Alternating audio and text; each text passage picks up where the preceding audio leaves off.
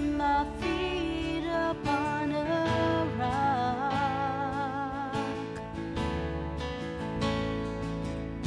and I will not be moved.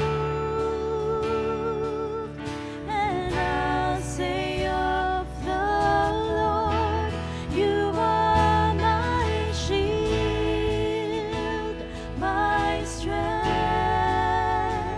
my portion, deliverer, my shelter, strong tower, my very present help in time of need.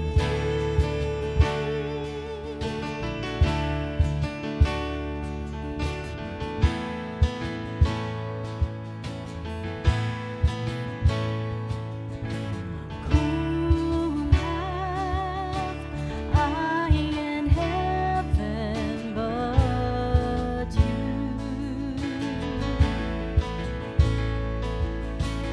There is none I desire besides you.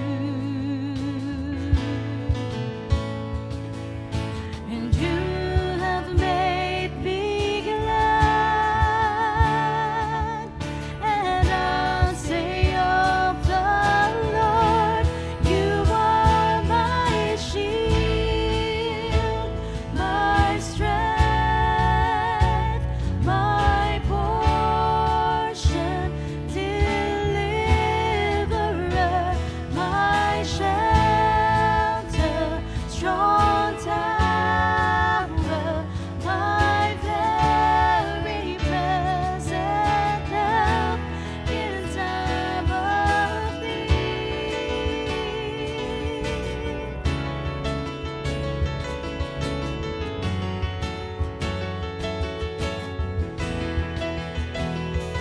You're my shelter.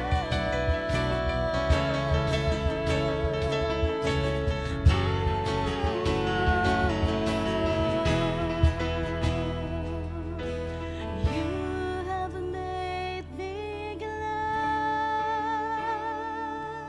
and I'll say of the Lord, you are my shield, my strength,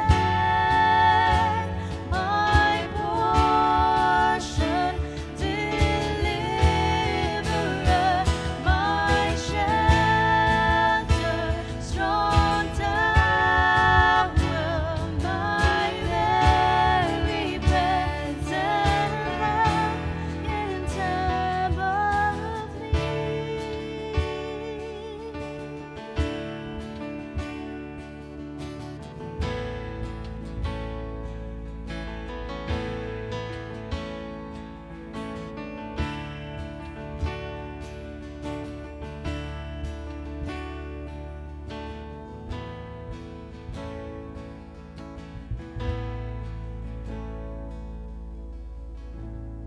Yes, Lord, we praise you, for in your name we find strength, refuge. You are the very present help in time of need. I pray that we would cling to your name alone, our rock, our firm foundation, and trust that you are at work in us. May our hearts and lips offer you our highest praise today. In Jesus' name we pray. Amen and amen. In Psalm 135, verses 5 to 7, for I know that the Lord is great, and that our Lord is above all gods. Whatever the Lord pleases, he does in heaven and on earth, in the seas and all deeps. He it is who makes the clouds rise at the end of the earth, who makes lightnings for the rain, and brings forth the wind from his storehouses. Good morning, church. Why don't we all stand and give praise to our God, who is great, and his power is all over us all. Let's join our hands in worshiping our God today.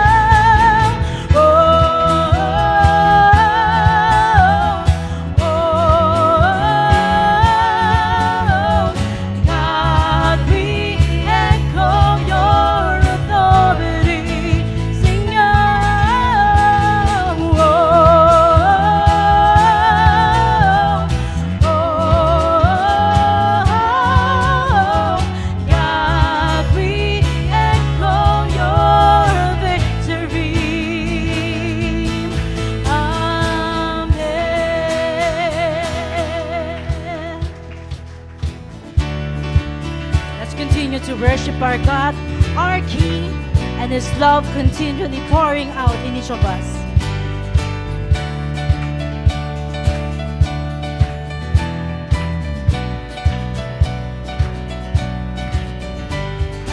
Come, let us worship our King. Come, let us bow at His feet. He has done great things. See what our Savior has done. See how His love overcomes. He has done great things. Oh God, you do great things. He has done great things. Oh hero of heaven, you conquer the grave. You free every captive and break every chain. Oh God, you have done great things. We dance in your freedom, awake and alive. Oh Jesus, our Savior, your name lifted high. Oh God, you have done great things.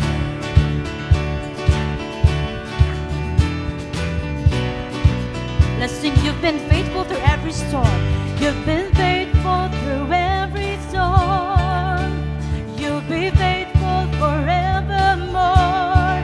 You have done great things, and I know you will do it again. For your promise is yes and amen. You will do great things. Oh God, you do great things. Oh hero of heaven, you conquer the grave. You free every captive and break every chain. Oh God, you have done great things. We dance in your freedom, awake and alive. Oh Jesus, our Savior, your name lifted high. Oh God, you have done great things.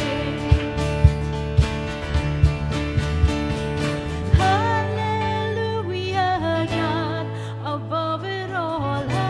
Hallelujah, God, unshakable. Hallelujah, you have done great things. Oh, hallelujah, God, above it all. Hallelujah, God, unshakable. Hallelujah, you have done great things. You've done great things. Oh hero of heaven, you conquer the grave. You free every captive and break every chain. Oh God, you have done great things. We dance in your freedom, awake and alive. Oh Jesus, our Savior, your name lifted high. Oh God, you have done great things. You have done great things. Oh God, you do great things.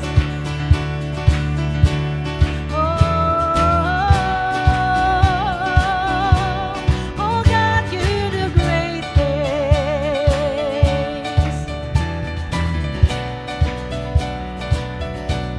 Oh God, you do great things. Let's give a clap of praise to our God, who has done great things and will continue to do great things in each of us here.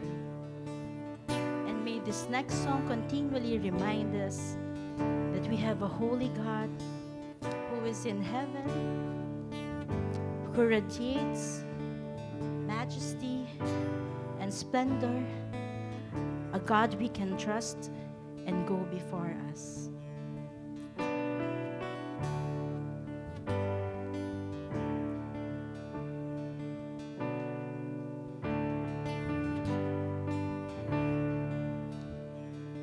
Who else commands all the hosts of heaven? Who else can make every king bow down? Who else else could whisper and darkness trembles? Only a holy God. What other beauty demands such praises? What other splendor outshines the sun? What other majesty rules with justice? Only a holy God. Come and behold Him, the one and the only. Cry out, sing holy, forever a holy God. Come and worship the holy God.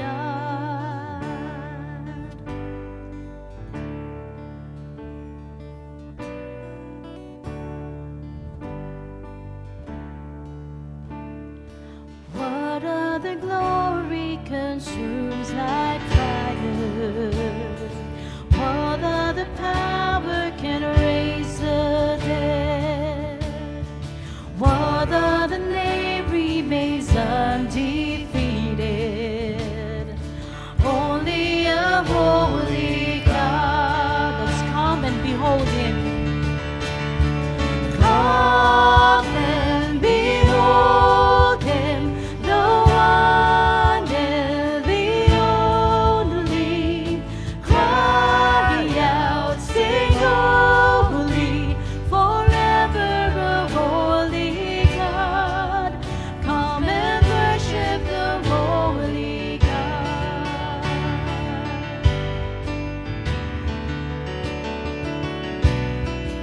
Let's continue to praise God, who is holy, who is majestic, glorious, who deserves all the glory and honor in this world. Who else could rescue me from my failure? Who else would offer His only Son? Who else invites me to call Him Father? Only a holy God, only my holy God. Come and behold Him, the one and the only. Cry out, sing holy, forever a holy God. Come and worship the holy God. Come and behold Him. Come and behold Him, the one and the only. Cry out, sing holy, forever a holy God. Come and worship the holy God. Come and worship the holy God. Yes, Lord, we are so thankful that we can call you Father, that you have given your only Son to save us from all our sins, who died on the cross. But this death is disputed by the power of God, and He raised Him up from the dead, and now seated on high on the throne in heaven, so we would continue to praise Him.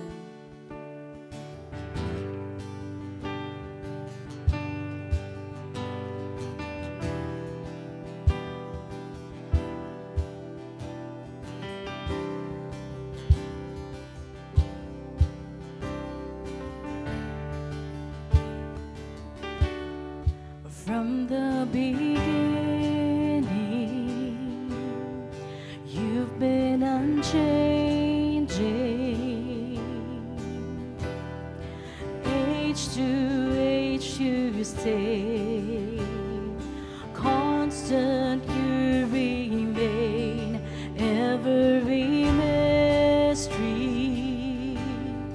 questions I've carried are safe within your will, so I trust you even still. I believe you are who you say you are. You do what you say you'll do. You come through. You are always able. I believe you've already made a way. So I'm running through parted waves straight to you. You are always faithful. Jesus, you're for me, holding me steady. Every word you speak is a promise that you keep. This firm foundation cannot be shaken. My God, you never fail. Never once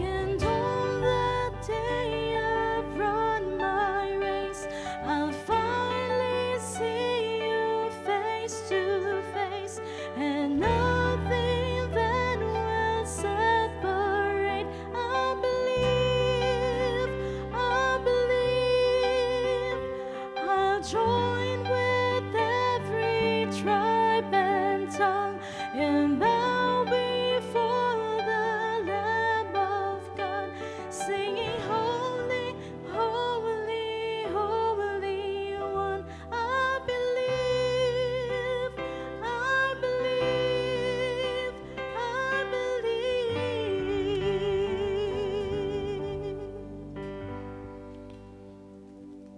We praise you, our Lord, our God, who is holy. Holy, holy, holy is the Lord Almighty. We thank you, Lord, for we were not a people, for we are sinful. But by your grace, by the finished work of the Lord Jesus Christ, you have grafted us to the vine. We thank you for your Spirit, for by your Spirit we believe, we are sanctified by hearing your word. And truly, Lord, we echo Psalm 150. We praise you in your sanctuary. We praise you in your mighty heavens. We praise you for your acts of power. We praise you for your unsurpassed greatness. We praise you with trumpet. We praise you with harp and lyre. We praise you with timbrel and dancing. We praise you with resounding cymbals. And we praise you with loud clashing cymbals. Our lives, Lord, we praise you. Amen and amen. So, before sitting down, may I invite you to go around. So, kamayan po natin ang ating po mga kapatid sa Panginoon. Sige, let's greet one another. Sige po, let's extend that warm GCF Northwest welcome.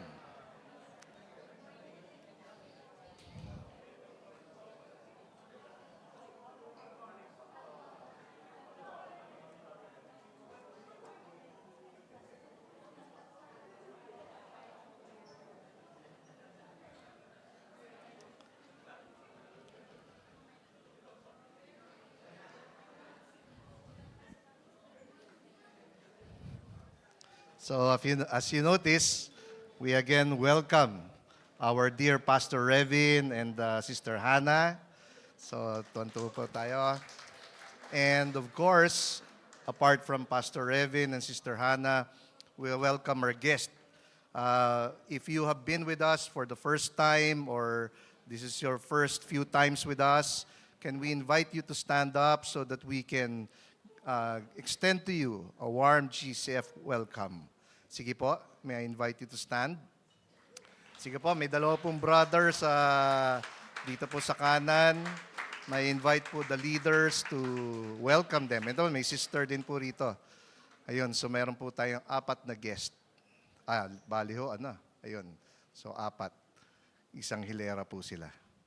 Maraming salamat po. Later po, may we invite you after the worship service so that we can pray for you and get to know you better. All right.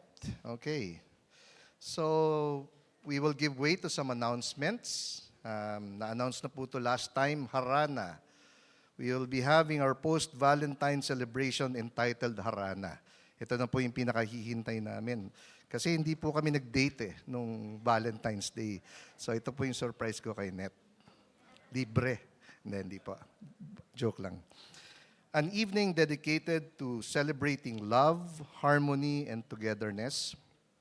It will be a beautiful night filled with romantic serenades from our special guest, Coro Contabile.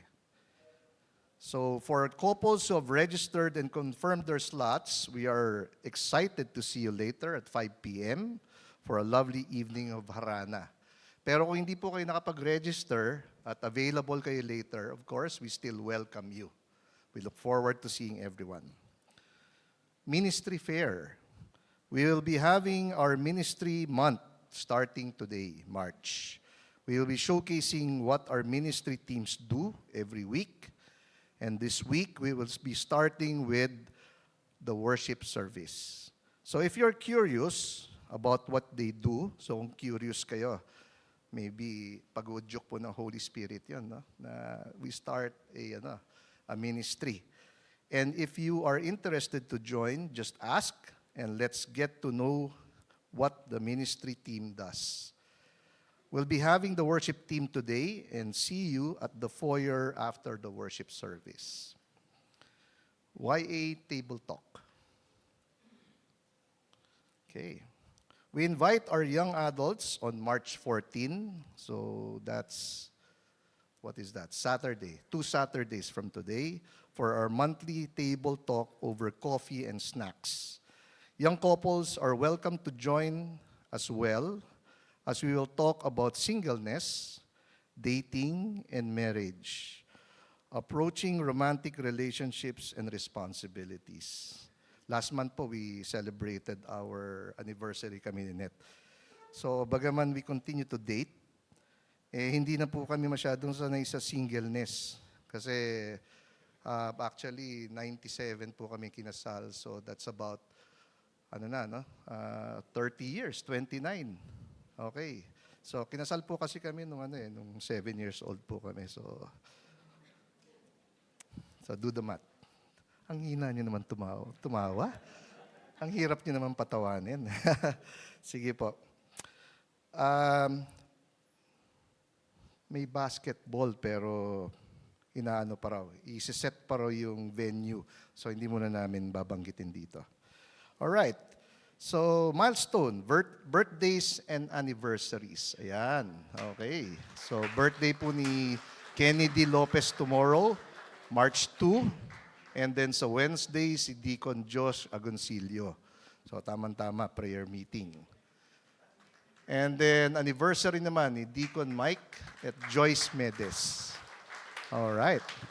Ilang taon na ba? Okay. I guess that's about it. And so, we will be moving on to our worship in giving. Pasensya na kayo, ha? Medyo nag-glare, eh. Tumatama yung ilaw, nagbabounce. Ano ba naman kayo? Ang hirap niyo naman patawanin. Sinasangkalan ko na nga yung sarili ko rito, eh. Nagbabounce. Okay. Sige po. Let's continue to worship the Lord by giving our tithes and offerings. Exodus 3:21 from the English Standard Version reads, "And I will give this people favor in the sight of the Egyptians, and when you go, you shall not go empty." Ang galing ng Panginoon, no? Pagka tinawag niya tayo, sabi niya, you shall not go empty. So, pababaunan ka niya ng tamang kaisipan, ng tamang puso, ng lakas ng pangangatawan, maybe financial, maybe favor among other people. So, He is inviting us to trust Him and to walk in His calling. So, kung wala pa pong track record ng Panginoon sa atin, when it comes to His goodness, that He is faithful, that He can be counted on, take that step of faith. Journey with Him. And for those na meron ng track record, let's continue to hold on to His promises, remembering that He is good, that He is faithful, that He is all-powerful, and most especially, He is lovingly kind. So, flash before us are our bank accounts for, ito po yung ating PS Bank at yung ating Union Bank. Yung ating pong GCash, medyo tinatrabaho pa namin. Pero kung medyo sanay na po kayo na to transfer, whether from your GCash into this, pwede po, or vice versa. O pwede rin naman po yung bank account nila. So, we encourage everybody to tithe according to what's most convenient for you. So, of course, meron po pa rin po tayong envelopes dito. So, we invite you, if that is the mode na gusto nyo, then please do so. Okay, let us pray. Lord, maraming salamat po that truly you are the source of everything that we are. Lord, nagbabalik lang naman po kami sa inyo. Wala naman po kaming ibinibigay sa inyo na hindi naman po nanggaling sa inyo. The reason why you ask us to give back to you is because you do not need what you have given back, you have given to us, but you invite us to trust you. And so, Lord, would you allow us to have the mind and the heart to be able to do that, so that we may honor your name, we may honor your calling, and we would behold and experience truly how powerful you are, how good you are, how faithful, and so much more. Thank you, Father, for this privilege. In Jesus' name, amen and amen. You may now give your tithes and your offerings to the Lord.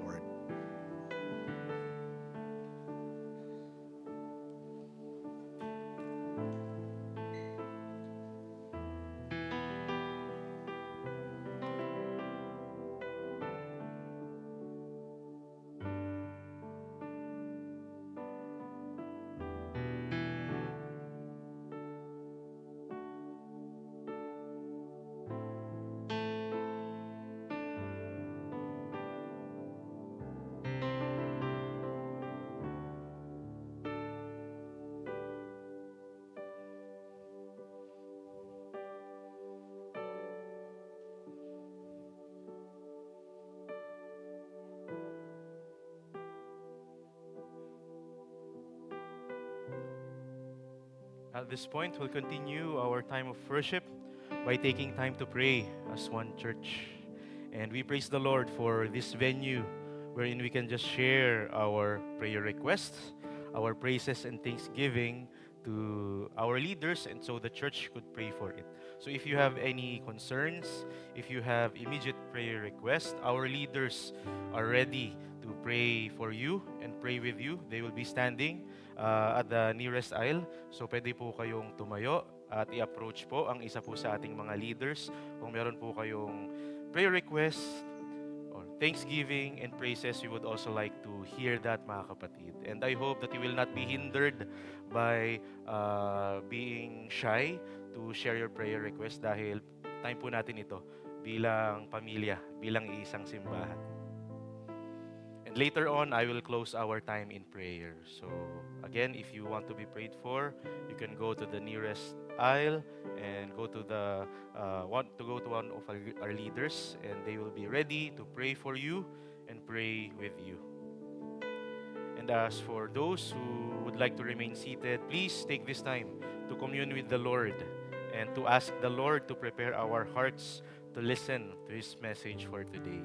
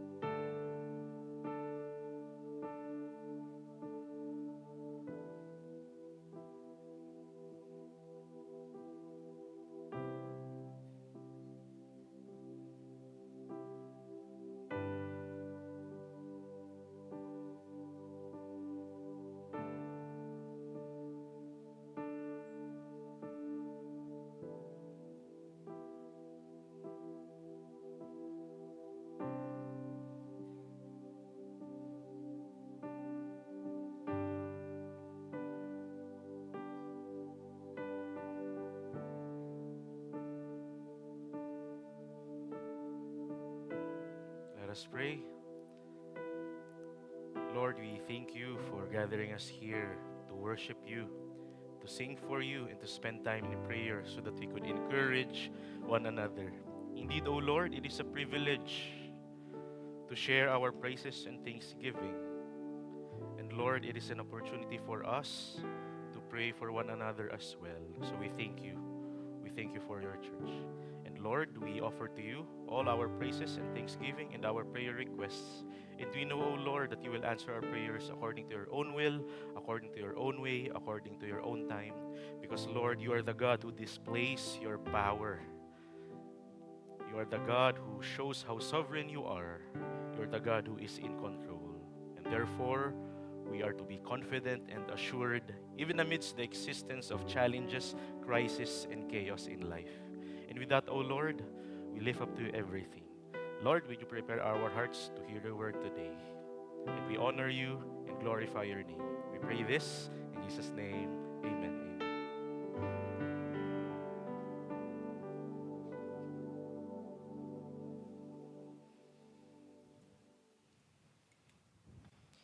In reverence to the reading of God's Word, let's all rise. Our scripture today is found in Exodus chapter 7, verses 1 to 6 and 13, from the English Standard Version. Let's all read together. And the Lord said to Moses, "See, I have made you like God to Pharaoh, and your brother Aaron shall be your prophet. You shall speak all that I command you, and your brother Aaron shall tell Pharaoh to let the people of Israel go out of his land. But I will harden Pharaoh's heart, and though I multiply my signs and wonders in the land of Egypt, Pharaoh will not listen to you. Then I will lay my hand on Egypt and bring my hosts, my people, the children of Israel, out of the land of Egypt by great acts of judgment. And the Egyptian shall know that I am the Lord, when I stretch out my hand against Egypt and bring out the people of Israel from among them." Moses and Aaron did so. They did just as the Lord commanded them. Still, Pharaoh's heart was hardened, and he would not listen to them, as the Lord has said.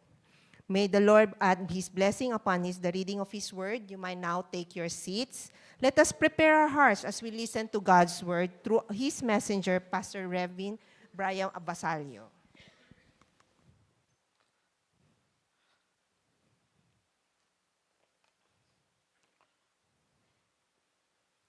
Good morning po, GCF Northwest. Ako po ay laging nagagalak pag nakikita ko po kayo at pumaparito po at sana ganun din ho kayo. Onting update lang po sa amin ni Hana. Since January po, kami po ay nasa GCF South Metro sa Las Piñas. Doon po kami nagpapatuloy maglingkod sa ating Panginoong Diyos. At ako po ay inassign to Pastor, Muntinlupa, and Laguna, especially yung mga growth groups po ng GCF South Metro po doon. At the same time, na-involve rin po ako, kaming dalawa, sa worship team. At kasabay po ng lahat yon, tuloy-tuloy pa rin po ang aming ministry dito po sa GCF Northwest sa Next Gen. So every second and fourth Saturday, andito po kami dahil may Young Adults Table Talk ng second Saturday. Meron naman pong Youth Connect every fourth Saturday. So ibig po sabihin, kahapon, andito po kami. So first, Youth Connect Fellowship po namin kahapon. At ang devotional po series po namin ngayon, sige palakpakan po natin yung ministry po ng ating Panginoong Diyos. Yung iba pong mga first-time guest kanina, andito po kahapon. Kaya nagagala ko na makita kayo mga bros. Every Sunday na yan. Every Sunday na. So, maganda po yung devotional series ng youth po ngayon. Dahil pinapasadahan po namin yung mga teenagers sa Bible. Kung paano po sila ginamit ni Lord, kung ano po yung ginawa nila na nag-make po ng impact sa purposes at sa plano po ng ating Panginoong Diyos. Dahil ang gusto po nating ituro sa mga kabataan, bilang kabataan, tayo po ay ginagamit din ng Panginoong Diyos. Kaya ang ganda po ng series namin at ang tinalakay po namin kahapon ay si Samuel. Si Samuel, he is the boy who learned to listen to God. At isa sa mga sinabi kong principles kahapon, kung naalala pa po ng mga umattend, no? We must respond to God's call to know our purpose. Dahil hindi po natin malalaman ang purpose natin kapag hindi po tayo nag-respond sa panawagan niya sa atin. So magre-respond muna tayo at i-reveal niya sa atin ang purpose natin sa school, sa trabaho, sa bahay, sa community, at sa church. At related po dyan ang ating sermon po ngayong umaga. In the case of Moses, siya po ay nag-respond sa panawagan ng Panginoong Diyos. Kaya nalaman niya na ang purpose niya, ang responsibility niya ay i-lead ang mga Israelites paalis po ng Egypt. At sa passage po natin ngayon, masisimulan natin yung exciting part. Bakit exciting part? Ito na yung time na pinapakita na ng Diyos ang mga miracles niya, ang kapangyarihan niya sa Egypt. May kita na po ng Israel at ng Egypt kung gaano po kamakapangyarihan ang ating Diyos. Kaya naman ang title po ng sermon po natin ngayon ay God Displays His Power. At mga kapatid, ang main exhortation po natin sa umagang ito ay ito. Be vessels of God's power through faithful obedience. Again, God displays His power, di po ba? Papaano?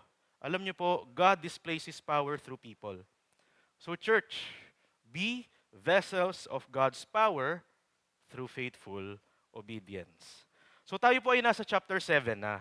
At since panibagong chapter na po tayo, pasadahan po natin yung mga naunang chapters. Start tayo sa chapter 3 dahil doon po tinawag si Moses.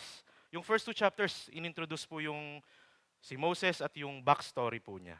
Chapter 3, tinawag po siya ng ating Panginoong Diyos.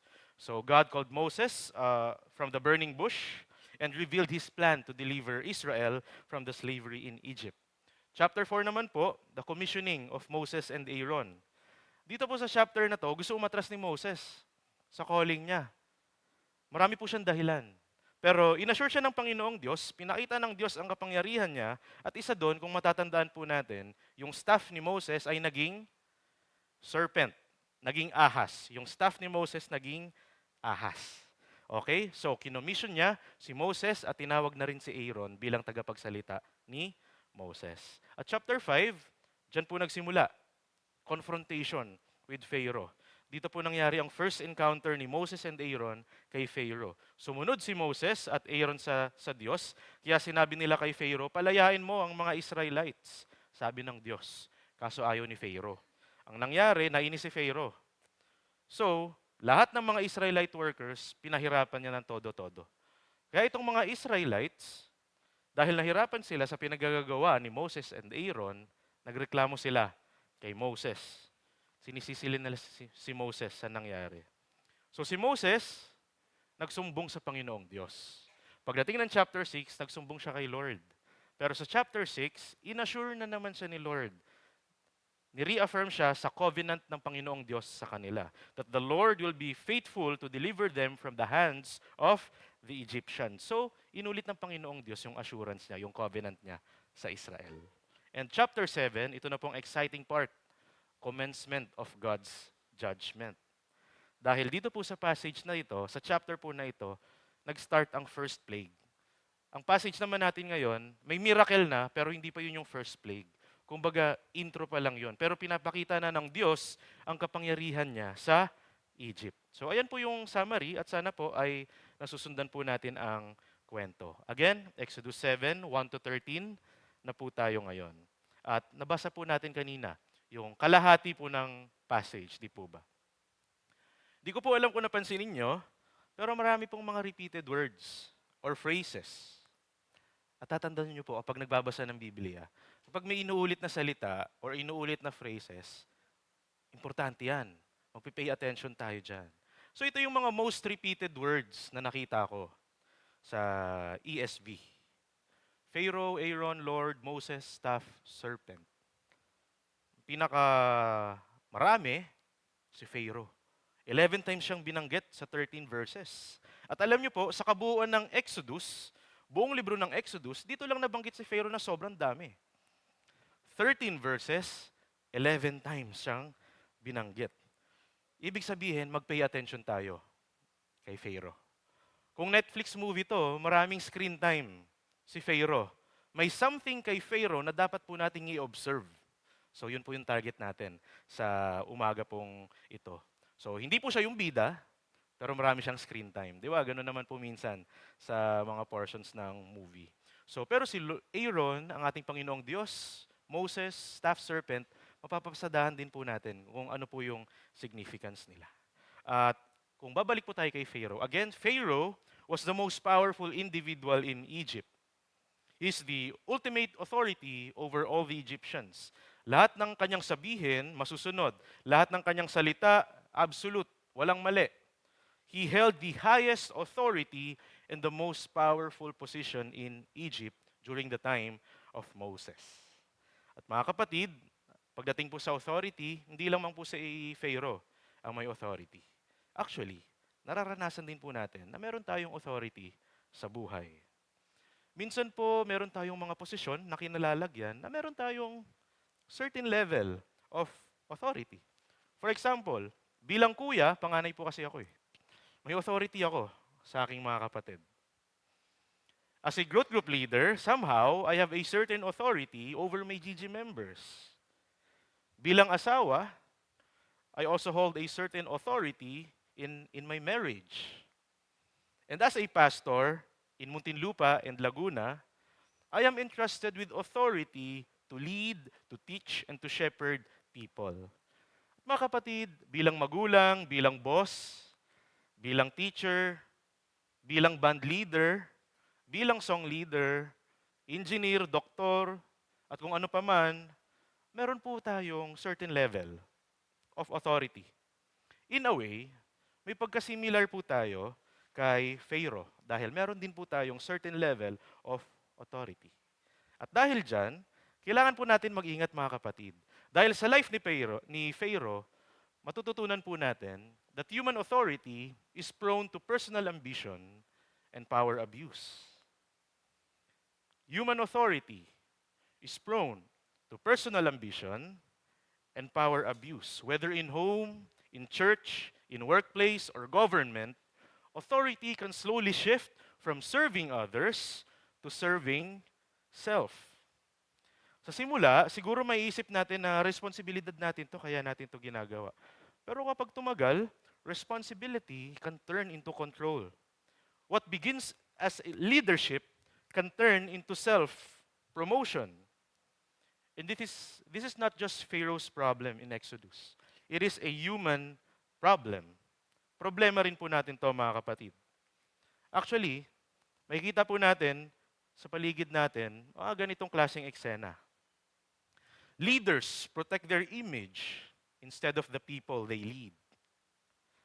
Public officials cling to position instead of pursuing justice.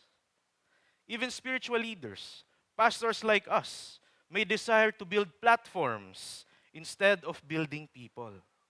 Mga kapatid, pinapafocus tayo ng passage natin kay Pharaoh, and this is a strong warning for all of us that misused and abused authority is poisonous and dangerous. It can happen to all of us. Because again, human authority is prone to personal ambition and power abuse. At ito pong nakakatakot dyan, mga kapatid. Ambitious and abusive authority leads to spiritual dullness and destruction. Eventually, destruction. Ambitious and abusive authority leads to spiritual dullness and destruction. Ang sabi po sa Exodus 7:4, kahit na pinakita na ng Diyos ang kapangyarihan niya, Pharaoh will not listen to you.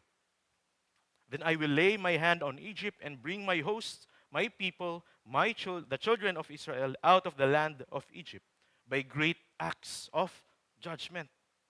Mga kapatid, ambitious and abusive authority, tandaan po natin, it always begins in the heart.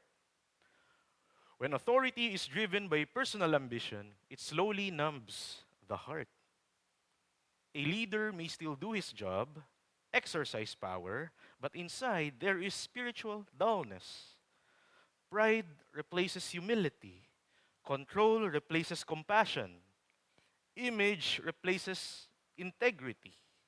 And when the heart grows dull, discernment fades. And then we stop hearing God. Because we are too busy embracing power and position. In the case of Pharaoh, he did not listen. He heard God's command from Moses and Aaron, but he did not listen. Again, rejecting God's voice leads to spiritual dullness. And eventually, mga kapatid, it will lead to destruction. The Lord says He will perform great acts of judgment. Alam niyo po ibig sabihin yan? Ibig sabihin yan, destruction. Hindi lang kay Pharaoh, sa buong Egypt. Church, human authority, ambitious and abusive authority, does not only harm others, it also destroys the one who holds it. Because a hardened heart cannot recognize God's warnings. Pharaoh, a man with power and authority, rejected God's obvious warnings. Mga kapatid, in campuses, corporate centers, in our careers, in the community, and even here in church, every time we would selfishly practice authority, the Lord would allow us to see red flags. Hindi pwedeng wala. It serves as a warning so that we would take time to re-examine our hearts. And in ignoring these warnings, it will lead to spiritual dullness. It will render us unable to hear God anymore. Then again, spiritual dullness, it will eventually lead to spiritual destruction. Kaya mga kapatid, ipag-pray po natin ang ating bansang Pilipinas at ang gobyerno. Yung mga issues po na lumalabas ngayon sa bansa, bunga po yan ng misused and abused authority. It will not only destroy themselves, but it will also harm the whole nation. At kasalukuyan na po ito na nangyayari. Hindi ko na po kailangan mag-cite pa ng examples. And aside from our government, siguro meron din po kayong mga karanasan. Sa school, sa kung nasan po kayo nagtatrabaho, na meron pong mga maling paggamit ng authority. At malamang, nararanasan natin yung effect po nito, yung hirap po na ito. At minsan, nakakadismaya, nakakawalang gana, at parang wala ng pag-asa. Pero mga kapatid, ang encouragement po sa atin ay ito. God displays His power over human authority, ambition, and abuse. Kung nahihirapan tayo ngayon sa misused and abused human authority, mga kapatid, ito po yung encourage ng Biblia, ng passage po natin ngayon, that God will always display His power over human authority kahit napaka maambisyoso niyan at kahit na maabuso pa yan. God will display His power. Hindi po papayag ang Diyos na merong maghari-harian sa mundo.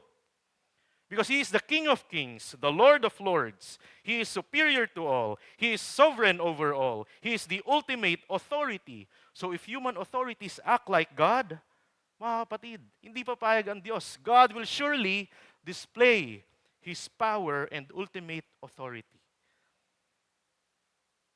In our passage, you will see 3 reasons why God displays His authority. So God displays His power, unang-una, to break human resistance. Dahil minsan, napakalakas ng resistance ng mga tao. Kabilang po tayo dun, ha? So kapag matigas ang puso po natin, God will display His power to break human resistance.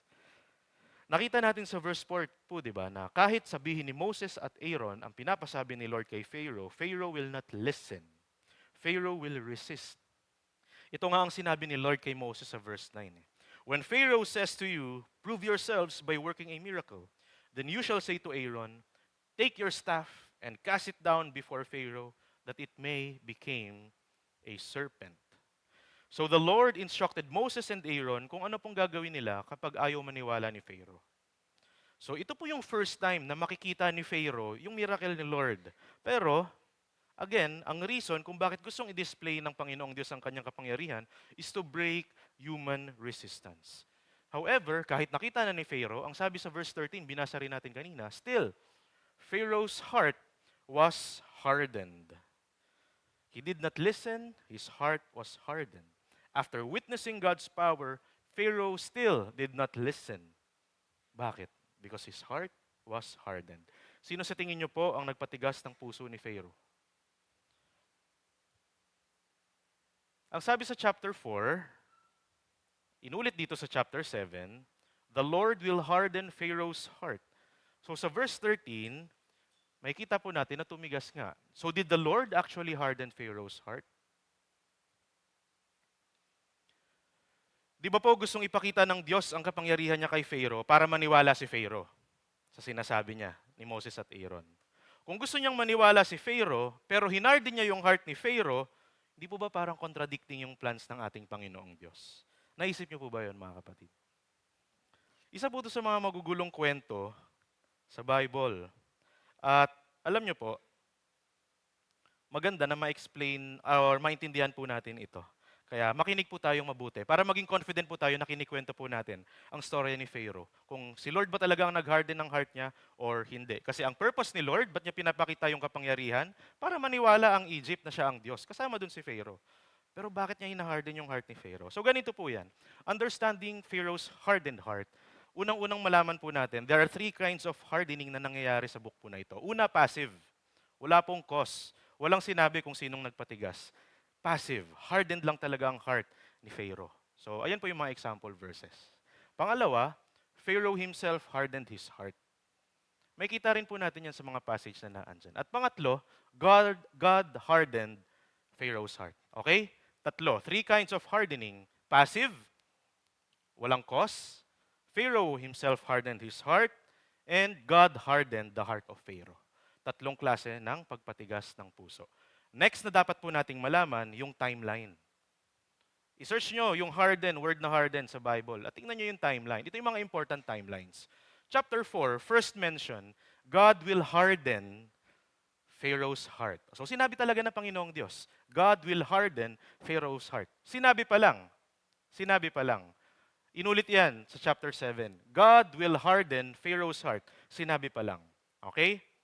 So, sa passage natin, pinaka-last verse, first time, Pharaoh's heart was actually hardened. May nag-cause po ba niyan or wala? Passive. Hindi po natin masasabi na ang Diyos ang gumawa niyan. Wala pong nakasulat sa Biblia. It is a passive hardening. Okay? Ang next na important timeline, first mention, Pharaoh hardened his heart. Nangyayari na po yung plagues niyan. Pharaoh hardened his heart. Tumigas ang puso niya. Sinong may kagagawan? Si Pharaoh. So first 5 plagues, Pharaoh hardened his heart. And lastly, chapter 9, first time it explicitly says, the Lord hardened Pharaoh's heart. Dapat magets po natin yung timeline. Sinabi ng Diyos, i-harden niya ang heart ni Pharaoh, pero yung actual hardening ng heart ni Pharaoh, wala pong nag-cause nun. Passive yun. At naunang i-harden ni Pharaoh ang heart niya bago sinabi sa Biblia that the Lord hardened the heart of Pharaoh. Pangatlong dapat natin malaman, the meaning of harden. Pero gets niyo po yung timeline. Meaning of harden in Hebrew, 3. Magkakasama po yan. Heavy, stubborn, pero yung pinakauna, tatandaan po natin. Hardening, it means reinforced firmness, whether good or bad. Ibig sabihin, ni-reinforce ni Lord kung ano yung naandyan na. So simula pa lang, hindi po ang Panginoong Diyos ang nag-harden sa heart ni Pharaoh. Simula pa lang, matigas na ang puso ni Pharaoh. So simula pa lang, matigas na ang puso ni Pharaoh. At naunang patigasin ni Pharaoh ang sarili niyang puso, kaya ang Panginoong Diyos ni-reinforce lang kung ano ang nandyan na. Kaya hindi po conflicting that the Lord hardened the heart of Pharaoh and the Lord continues to display His power so that Pharaoh would also believe that He is God. Yun po ang plano ng Diyos, ang purpose ng Diyos, maniwala si Pharaoh that He is God. Kaso, simula pa lang, ang tigas na ng puso. Kaya bandang huli, the Lord reinforced Pharaoh's hardened heart. In a way, inalaw ni Lord mangyari yun. Hindi po yung out of nowhere, mabait si Pharaoh, tapos biglang pinatigas ni Lord ang puso. And I hope na maintindihan po natin yan dahil importante po yan. And again, why do God display His power? To break human resistance. To break human resistance. Kahit gaano pa katigas ang puso. Pangalawang reason why God displays His power is to reveal His sovereignty. Ang sabi sa verse 12, for each man cast down his staff, and they became serpents, but Aaron's staff swallowed up their staffs. So nagkaroon po ng eksena. Yung staff ni Aaron, naging serpent. Yung staff ng mga magicians ni Pharaoh, naging serpent din. Naglaban-laban. Pero ang nanaig, ang serpent or yung staff turned serpent ni Aaron. Alam niyo po mga kapatid, napaka-significant nito. Serpent, staff, at saka yung word na swallow. Ano pong significance ng staff at saka ng serpent? Una, dapat alam po natin that staff represents God's delegated authority. In the ancient world, a staff symbolizes leadership, authority, and rule. Makikita natin yan sa mga shepherds. From Moses, his staff was an ordinary tool. It was a shepherd's staff, which represents the authority of the shepherd. But in Exodus chapter 4, it becomes the staff of God. Nung na-witness ni Moses, ang ginawa ni Lord sa staff niya na naging serpent, yung staff na hawak niya, tinawag niyang staff of God. Then it became an instrument of divine power. And it is a visible sign of God's delegated authority to Moses. Moses' leadership and Aaron's prophetic role, it is God's delegated authority. Pareho po silang may staff. Then, yung serpent naman, it represents Egypt's royal power. Kung makikita niyo po yung napakagandang picture dyan sa labas ng storya po ng Exodus, mapapansin niyo yung style ng corona ng Pharaoh. 'Di ba medyo dito? May tela dito. Cobra 'yon. Cobra 'yon. Di po ako nagbibiro. Talagang kinuha yung design na 'yon sa cobra. Dahil in ancient Egypt, the serpent, especially the cobra, symbolizes royal authority. Pharaoh wore a cobra symbol on his crown. So church, the staff turned serpent, it was not random. Hindi nyo ba naisip bakit hindi aso? Aso na nag-away-away, tapos nanalo lang yung aso ni Aaron. Ang ginawa ni Lord, serpent. Bakit? Because serpent symbolizes Egyptian royal authority. It is a direct attack to Pharaoh. Serpent, yung gusto mong authority mo, gawin nating serpent tong staff. Parang sinabi ng Panginoong Diyos, yung Diyos-Diyosan mo, no match yan sa akin. Yung Diyos-Diyosan mong na serpent plus serpent ko, sige, pag-awayin natin. Mananalo ako. And then ultimately, the swallowing represents God's certain victory. It means that God's power and authority is far greater than Pharaoh. It served as a preview of Egypt's coming defeat. When God displayed his power to Pharaoh, when he turned the staff into serpent, and when it swallowed the Egyptian staff, he was declaring, I am the ultimate authority, nagahari-harian ka lang. I am above everything else, and anyone who opposes me will meet a destructive end. Yung word na swallow, ano bang nangyari sa mga army ng Egypt nung hinahabol nila si Moses? They were swallowed by the waters. Preview ng mangyayari sa Egyptians kapag patuloy silang nag-oppose sa ating Panginoong Diyos. All these things, even yung serpent and staff, it was not random. It was a purposeful attack and direct display of his power against the authorities of Egypt. So church, there is certain victory as long as we are in God. Kahit gaano pa kaabuso ang authority na yan, kahit gaano pa kapamakapangyarihan ng authority na yan, ayaw ng Diyos nung nanggahari-harian. Kaya may pag-asa ang ating bayan, mga kapatid. May pag-asa ang ating bayan. Because the Lord will not allow someone to play God. Because He Himself is the ultimate authority and we can expect that God will display His power. Third reason why God would display His power is to make Himself known. Make Himself known.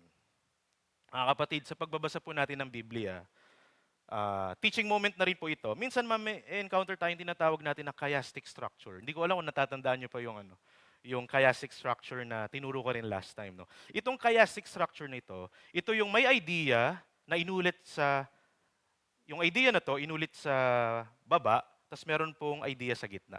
So idea, inulit, tapos merong nakasandwich na isang idea. Marami pong ganyan sa Biblia.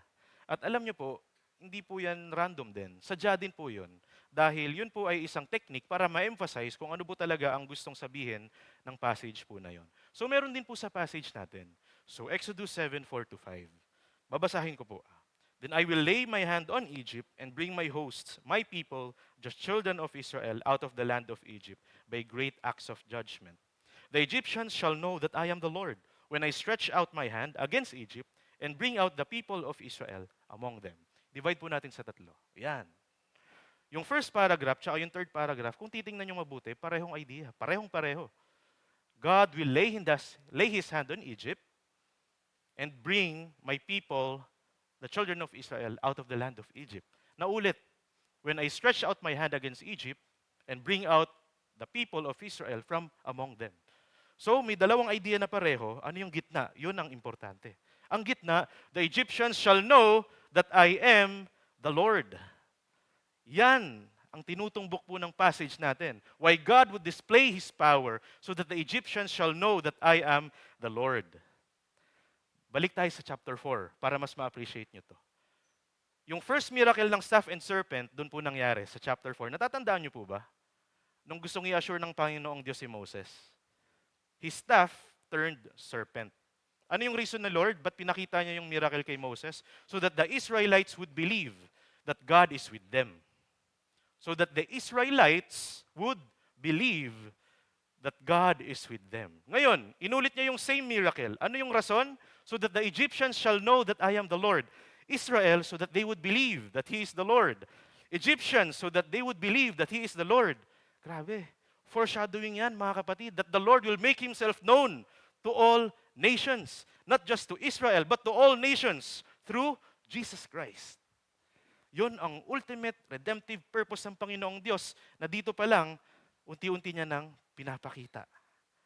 Through Jesus Christ, all nations shall know that He is God. And when all nations believe in Christ, they will be saved.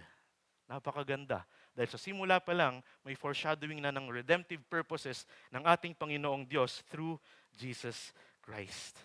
God displays His power to make Himself known. Wow, napakaganda ng Biblia. Again, these truths, why God displays His power, it is to break human resistance, it is to reveal His sovereignty, and it is to make Himself known. Now, ano po yung dapat na response po natin doon? Again, through Christ, God's ultimate power and authority is displayed. Through Christ. And as believers and followers of Christ, mga kapatid, we can also be used as God's vessels to display His power and glory.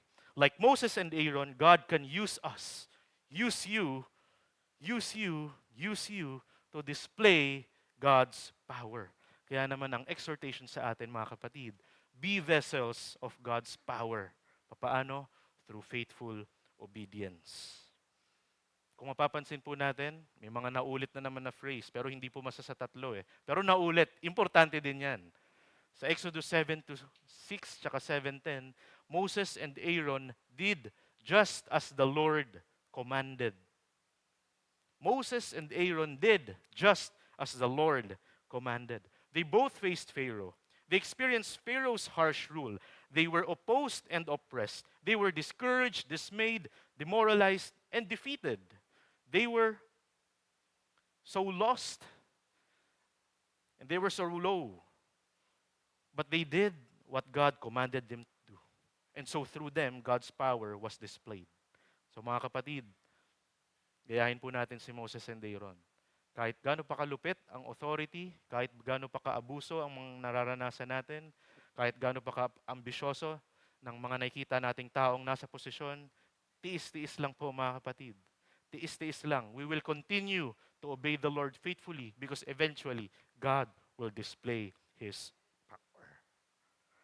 So ito lang yung mga iilang practical steps for us to be faithful in obeying the Lord. Unang-una, read God's Word para malaman mo yung instructions ng Panginoong Diyos.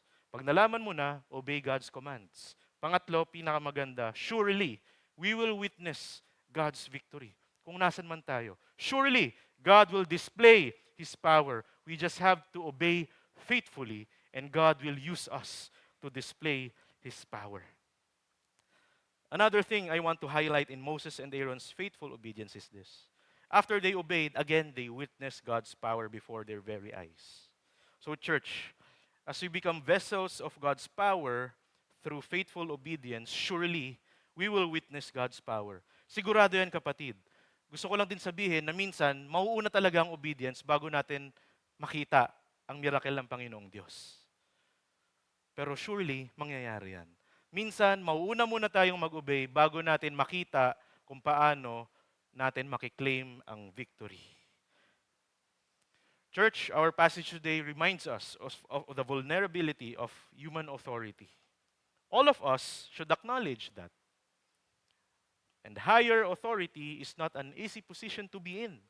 It requires humility, sensitivity, and obedience. Ipag-pray din po natin ang mga taong nasa authority, mga kapatid. Dahil kahit na sila po ay nagpapakita ng hindi magandang paglilid, it is still the Lord who appointed them.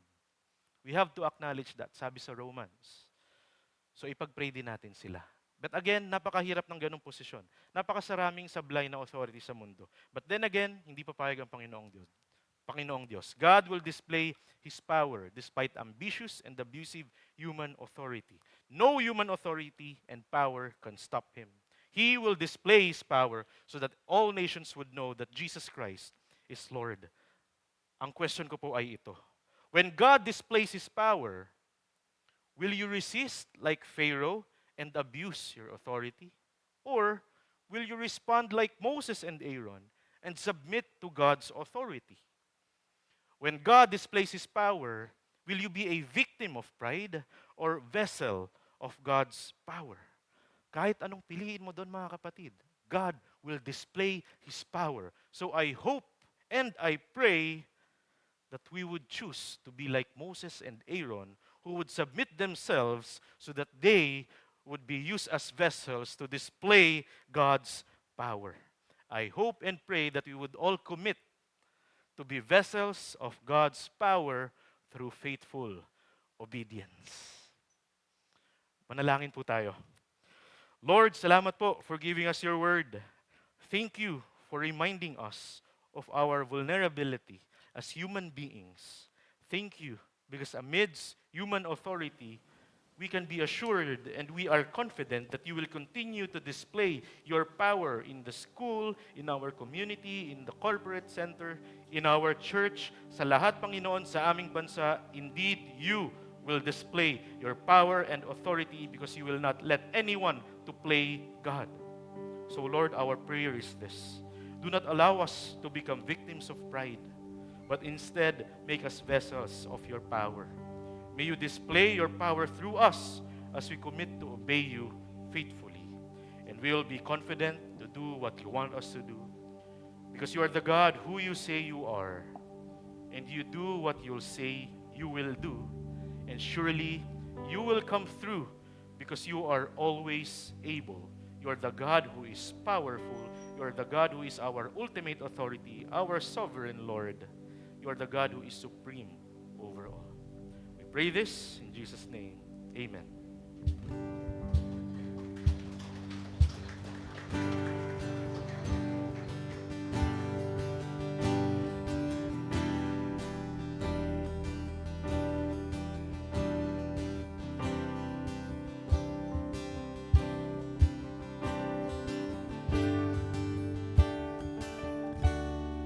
From the beginning, you've been unchanging. Age to age you stay, constant you remain, every mystery, the questions I carry are safe within your will. So I trust you even still. I believe you are who you say you are. You do what you say you'll do. You'll come through. You are always able. I believe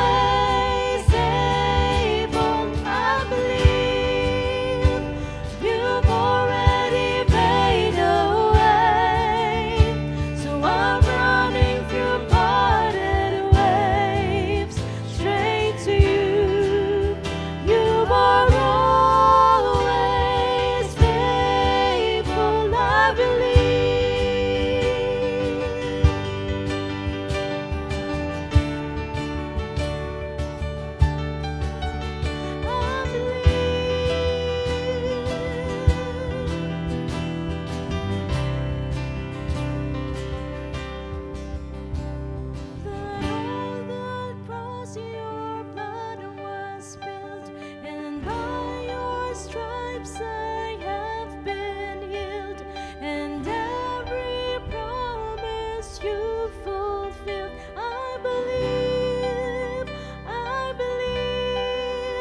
that you rose again in victory, and that same power lives in me. I'm born again, I've been made free. I believe that the gates of hell will not prevail. Your church is still alive and well. This gospel truth I live to tell. I believe that one day studios split the sky. You're coming for a spotless bride. Until my faith has been made sight, I believe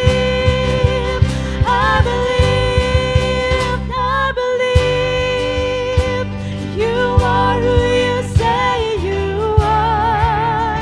You do what you say you do. You come through. You are always able. I believe you've already made a way. So I'm running through parted waves straight to you. You are always faithful. I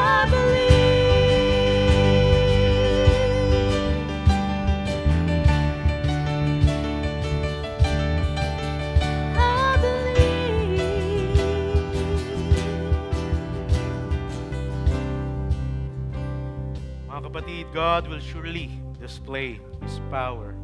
So I hope and pray that you would choose not to be victims of pride, but to be vessels of God's power. May we all become vessels of God's power by being faithfully obedient. Let us read and obey the Bible, and we will witness God's victory.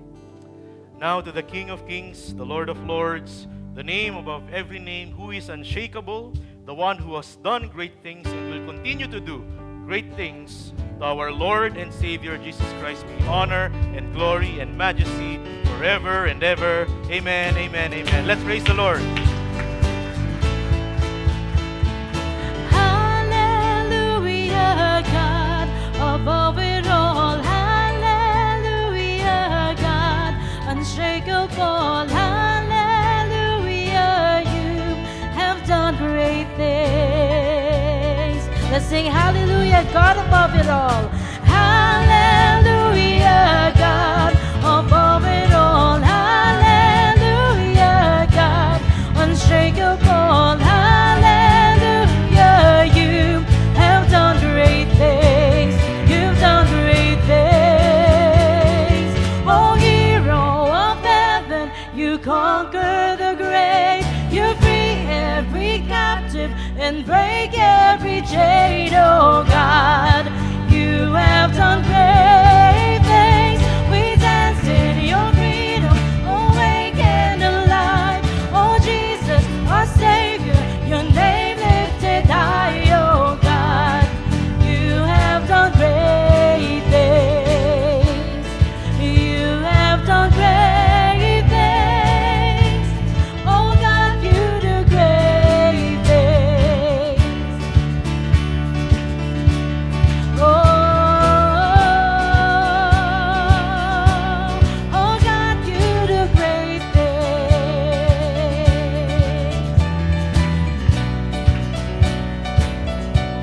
Oh God, you do great things.